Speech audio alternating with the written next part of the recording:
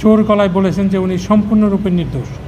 তিনি একটা জবাবই শুধু দিতে পারবেন, সেটা হচ্ছে উনি দোষী না নির্দোষ। এর বাইরে তিনি যে সমস্ত বক্তব্য দিয়েছেন এগুলো আমলে নেওয়ার কোনো সুযোগ নেই। আমরা একটা অ্যাপ্লিকেশন দিয়েছিলাম ফর ডিসচার্জ এবং আমরা আদালতের সামনে, ট্রাইব্যুনালের সামনে আমাদের বক্তব্য উপস্থাপন করেছিলাম। আজকে ট্রাইব্যুনাল, মাননীয় ট্রাইব্যুনাল আমাদের যে ডিসচার্জ অ্যাপ্লিকেশন বিবেচনা করে তা রিজেক্ট করেছেন বলে আমাদেরকে অবহিত করেন এবং ফর্মাল চার্জ 8টা হেডে ফর্মাল চার্জ গঠন করেছেন। ফর্মাল চার্জ গঠন করে আগামী 30 তারিখ দিন ধার্য করেছেন মামলার পরবর্তী কার্যক্রমের জন্য সাক্ষ্য গ্রহণ। এই উনি নিজেকে নির্দোষ দাবি করেছেন, করে কিছু বলতে চেয়েছেন। হাসানুল হক ইনু একজন বীর মুক্তিযোদ্ধা, জাসদের উনি সভাপতি। ওনাকে প্রশ্ন করা হয়েছে যে আপনার কোনো বক্তব্য আছে কি না, যে আপনি কি দোষী কি নির্দোষ। তো উনি তার নির্দোষ বলতে যে আদালতকে দিয়ে একটা কথা বলেছেন, তারপর উনি জোর গলায় বলেছেন যে উনি সম্পূর্ণরূপে নির্দোষ। তারপর আদালতের মুলতবি হয়েছে।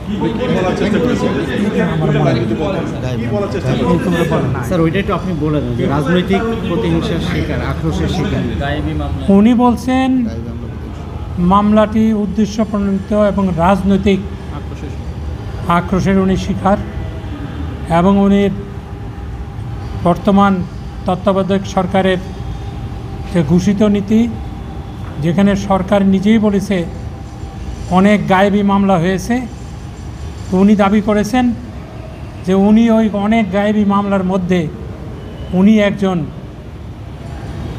শিকার হয়েছেন, এইটা উনি দাবি করেছেন। সেই তার কমান্ড এবং সুপিরিয়র রেসপন্সিবিলিটির কারণে তার বিরুদ্ধে এই অভিযোগগুলো গঠন হয়েছে। তিনি বিভিন্ন সময় উস্কানিমূলক বক্তব্য দিয়েছেন, ছাত্রদেরকে সহিংস, ছাত্রদেরকে সন্ত্রাসী, জামাত, শিবির, বিএনপি এগুলো বলে তাদেরকে হত্যা করাটা যে যৌক্তিক বা বৈধ, এই ধরনের একটা ইমপ্রেশন তৈরি করেছেন। বিভিন্ন সময়ে উস্কানিমূলক নানান ধরনের বক্তব্য, প্রেস কনফারেন্সে কথা বলেছেন।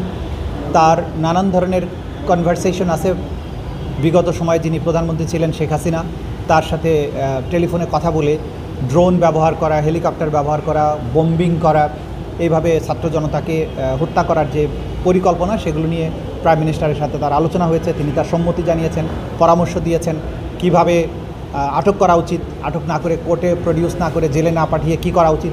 এই যে পুরো মানবতা বিরোধী অপরাধ সংগঠন হয়েছে বাংলাদেশে, সেই ব্যাপারে তার যে রোল, সেগুলোকে আমরা অভিযোগ আকারে নিয়ে এসেছিলাম। সেগুলোর ভিত্তিতে মোট 8টি অভিযোগ তার বিরুদ্ধে গঠন করা হয়েছে। সর্বশেষ যে 8 নম্বর অভিযোগটা ছিল, কুষ্টিয়া শহরে 5ই আগস্টে 6 জন ব্যক্তিকে তার পরামর্শ নির্দেশে সেখানকার পুলিশ এবং প্রশাসন, আওয়ামী লীগ, যুবলীগ, ছাত্রলীগ, 14 দলীয় জোট মিলিয়ে এই 5 জন ছাত্র জনতাকে হত্যা করা, এই সব মিলিয়ে 8টি অভিযোগ তার বিরুদ্ধে গঠন করা হয়েছে। আগামী 30শে নভেম্বর তার এই মামলার ওপেনিং স্টেটমেন্টের জন্য এবং সাক্ষ্য গ্রহণের জন্য দিন ধার্য করা হয়েছে।